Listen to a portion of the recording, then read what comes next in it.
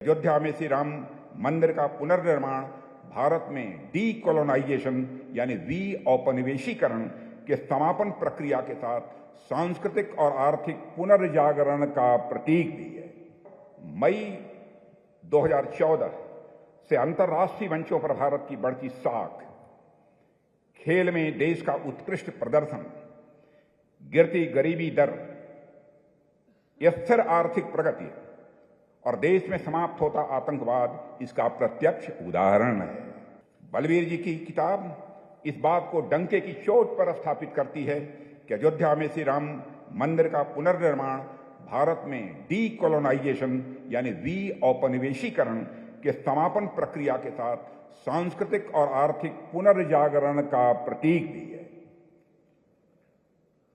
साथियों, मई 2014 से अंतर्राष्ट्रीय मंचों पर भारत की बढ़ती साख, खेल में देश का उत्कृष्ट प्रदर्शन, गिरती गरीबी दर, स्थिर आर्थिक प्रगति और देश में समाप्त होता आतंकवाद इसका प्रत्यक्ष उदाहरण है।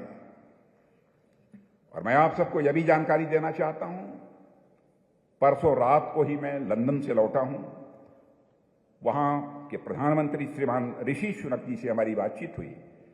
भेंट होने के पहले मैंने उन्हें जो गिफ्ट दी, जो उपहार दिया, वह रामलला का दरबार ही उन्हें मैंने उपहार दिया। देवियों व सज्जनों, स्वतंत्र भारत को $2 ट्रिलियन की अर्थव्यवस्था बनाने में 67 ईयर्स, 67 वर्ष यानी 1947 से लेकर 2014 तक का समय लगा।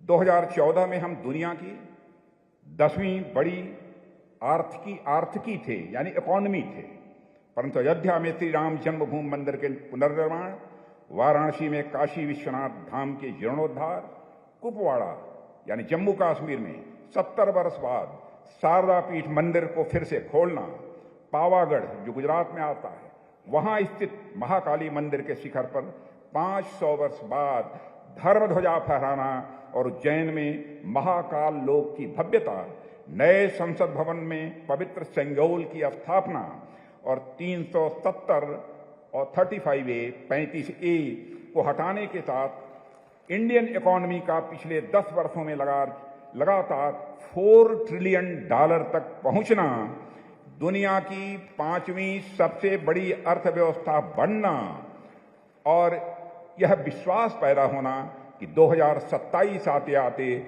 भारत विश्व की तीसरी आर्थिक व्यवस्था बनकर खड़ा हो जाएगा, तीसरी सबसे बड़ी आर्थिक ताकत बनकर खड़ा हो जाएगा।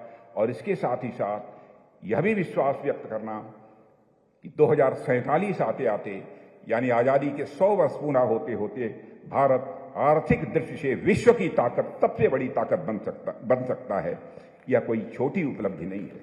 और इसी के साथ वैश्विक महामारी कोविड-19 काल में प्रभावी स्वदेशी वैक्सीन का निर्माण करना और 100 देशों को इस वैक्सीन की सप्लाई भी करना और भारतीयों के जीवन में सुधार आना, G20 की अध्यक्षता करके दुनिया को भारत द्वारा अपनी सॉफ्ट पावर दिखा देना, चंद्रयान 3 को चांद के दक्षिणी ध्रुव पर सफलतापूर्वक स्थापित करके दुनिया की अंतरिक्ष तकनीक में अपना लोहा मनवाना। भारत पहला ऐसा देश है जिसने अपना चंद्रयान चंद्रमा के साउथ पोल पर उतारने में कामयाबी हासिल की है। देश के वैज्ञानिकों का अभिनंदन किया जाना चाहिए। और दुनिया भर में भारतीय पासपोर्ट का सम्मान बढ़ाना, यह सब भारतीय सांस्कृतिक पुनर्जागरण का ही हिस्सा है, जो एक दूसरे के पूरक हैं, जिसे हमने मोदी जी के नेतृत्व में और भगवान राम की कृपा से कुशलतापूर्वक हासिल किया है। अगर आप ये वीडियो YouTube पर देख रहे हैं तो हमारे चैनल को सब्सक्राइब करें और बेल आइकन को दबाना ना भूलें। अगर आप Facebook पर ये वीडियो देख रहे हैं तो हमारे पेज को लाइक करें।